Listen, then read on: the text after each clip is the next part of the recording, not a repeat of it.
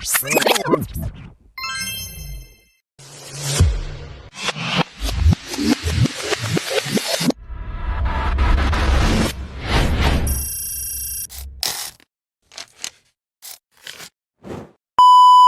with the fans. Pose with the pose with the pose with the fans. Pose with the pose with the pose with the fans. Pose with the fans. Summer days rushing by you and me makes it harder to see underneath. Did we ever know? Did we ever know? Did we ever know? Is it all inside of my head? Maybe you still think I don't care, but all I need is you. Yeah, you know it's true. Yeah, you know it's true. Forget about where we are. A few moments later.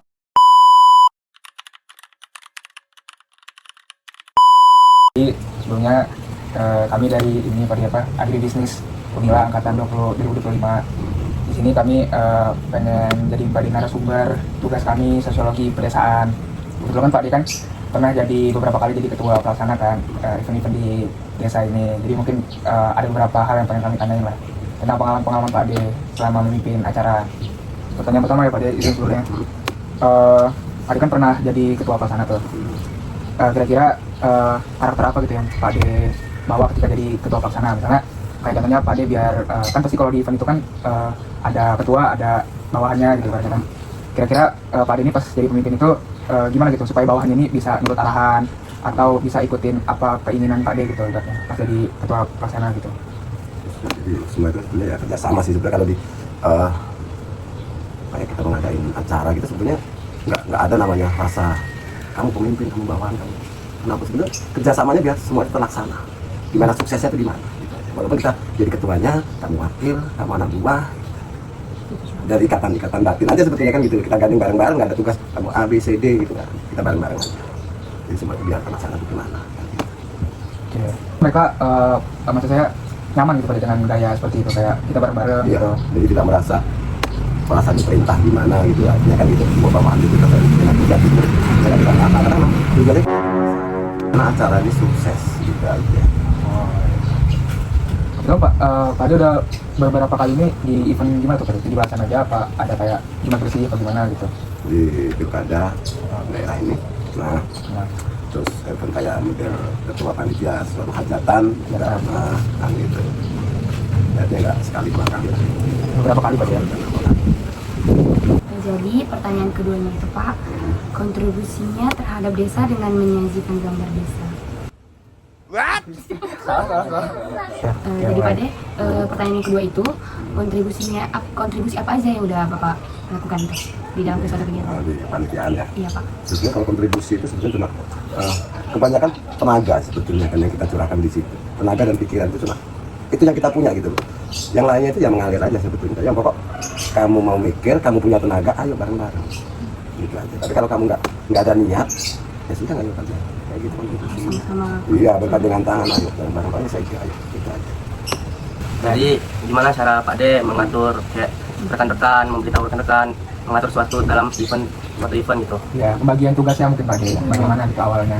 Jadi kalau pembagian tugas kan memang kita duduk bareng lah ya kan. Kalau rapat terlalu formal ya, kalau rapat. Tapi kalau kita duduk bareng sama teman-teman yang memang ada di acara itu, jadi kita tanyain dulu, kamu mau nggak tugas ini? Gitu.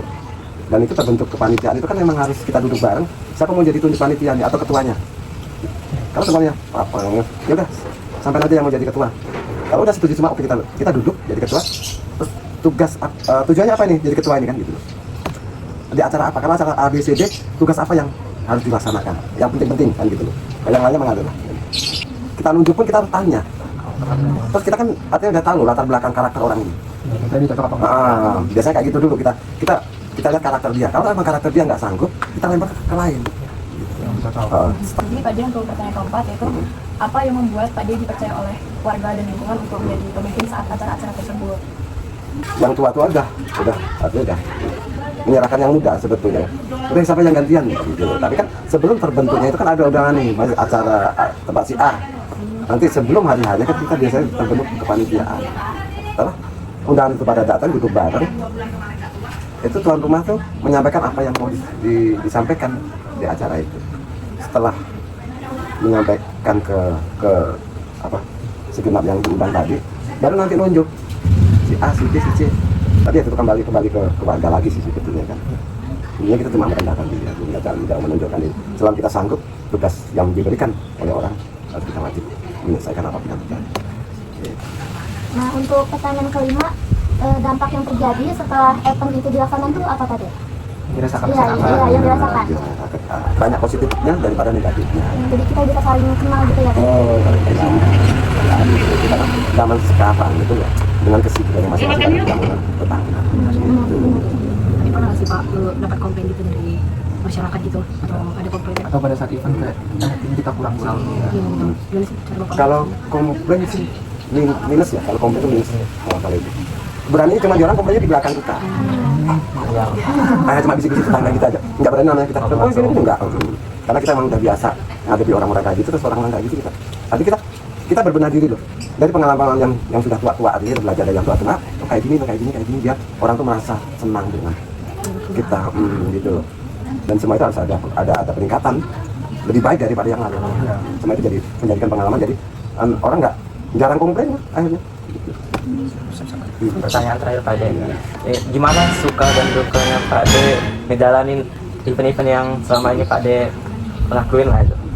Ini mau dukanya dulu apa? Sukanya sih sebetulnya banyak ya daripada sukanya. Kalau dukanya kalau jadi pemimpin sebetulnya kita siap dihujat. Artinya walaupun kita baik pun diomong orang, apalagi kita nggak baik. Itu juga artinya tetap dukanya ya tetap kita simpan dalam hati gitu aja sudah kan, karena kamu jadi pemimpin itu harus siap apapun yang terjadi. Terus sukanya itu apa ya? Ya banyak teman, banyak saudara dan gitu. Sukanya terus kayak di acara 17-an tuh yang biasa orang nggak tahu, yang nggak bisa keluar jadi tahu.